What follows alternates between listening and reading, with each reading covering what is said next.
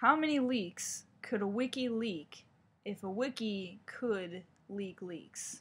I know we've been hearing about this forever, but I just heard something really interesting on NPR that 4chan's Anonymous has gotten involved with the WikiLeaks thing. You know, this is an interesting subject, and I've been following it basically since it became news. It's an interesting issue because I think a lot of us don't really know where we sit with the issue itself. You know, there's the whole freedom of press thing going on, but then there's like, do we really need to have this information public? And I've been, doing a little research on it. I'm just going to pull up the Wikipedia page for WikiLeaks here.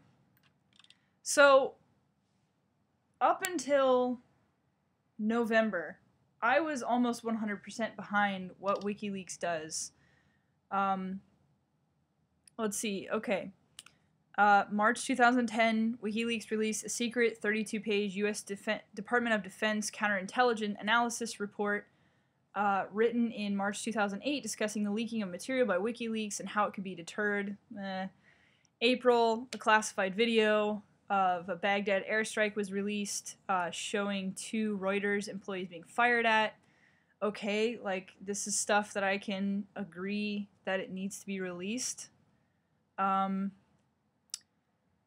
It's just kind of stuff like that, like things that we don't typically hear about. And then we go down to November 22nd.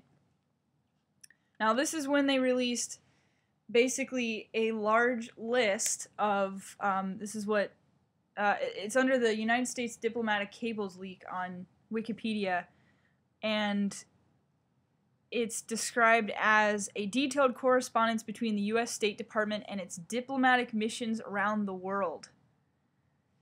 Why the fuck does that need to be in public?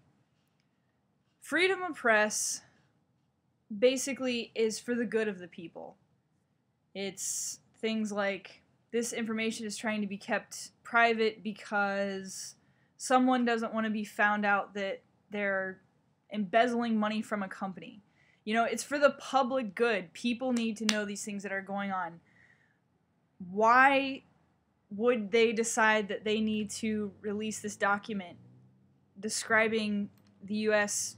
and its diplomatic missions? I think, if anything else, that's just dangerous. That's dangerous to the United States as a whole. That's not for the public.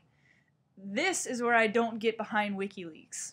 The introduction of 4chan into this, however, I think is an interesting turn of events just because it's fucking 4chan.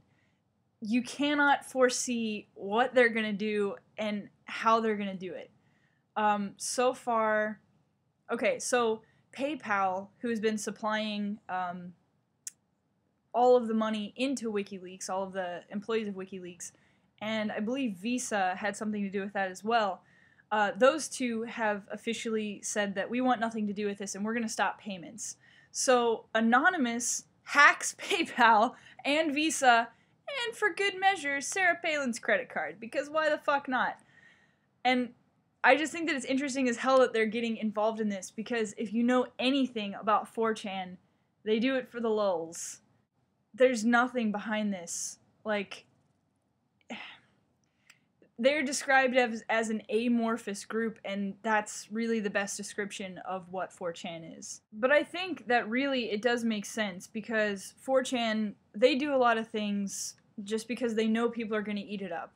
When they did the thing on the Oprah Winfrey forums, and then she ended up quoting it on her show, they just do things like that. They do things because they know people are just going to eat this shit up. WikiLeaks is incredibly similar to 4chan and how it works.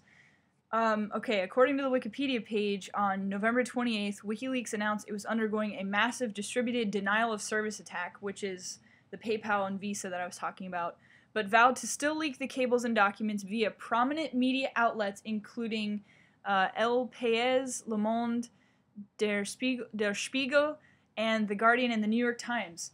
So WikiLeaks is essentially feeding the giant gaping maw that is mainstream media, and the mainstream media is going to print it because it's news and because you can make money off of it.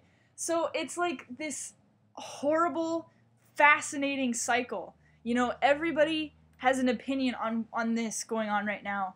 But can you imagine if the New York Times gets a hold of these leaks and they reprint it? Like, do you know what that means? That means that people who belong to institutions like 4chan and Anonymous and WikiLeaks, they're anarchistic. There's no other word for it.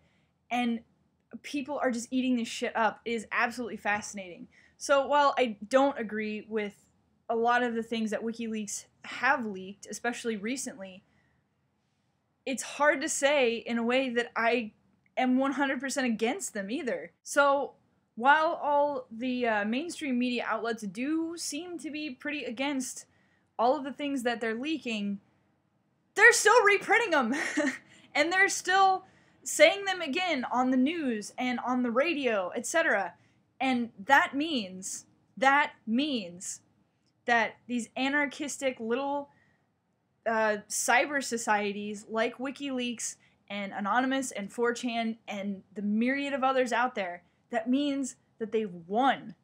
They have won. You know, but I'm also not 100% on the side of the people who are saying that we need to have full coverage, we need to have freedom of all information, etc., etc. It's kind of like a game to me. A lot of people see law as a blockade to getting what you want, and I've always seen it as a challenge. It's in the way, but there's always loopholes. No matter what you want to do, there will be a loophole to your goal, and you just have to figure out what that is within legal boundaries. And if they find that WikiLeaks is a valid media outlet, then that changes the game big time. That means that they do have freedom of press now, and they would have the same freedom of press as Fox News or MSNBC or any other mainstream media outlet. And that would mean that these things that they're finding out, they almost have full rights to disclosing them. So I hope that everybody's keeping up with this issue because it's absolutely fascinating to me. Yeah, be sure to post your opinions and stuff of this in the comments because I'm very interested to read them.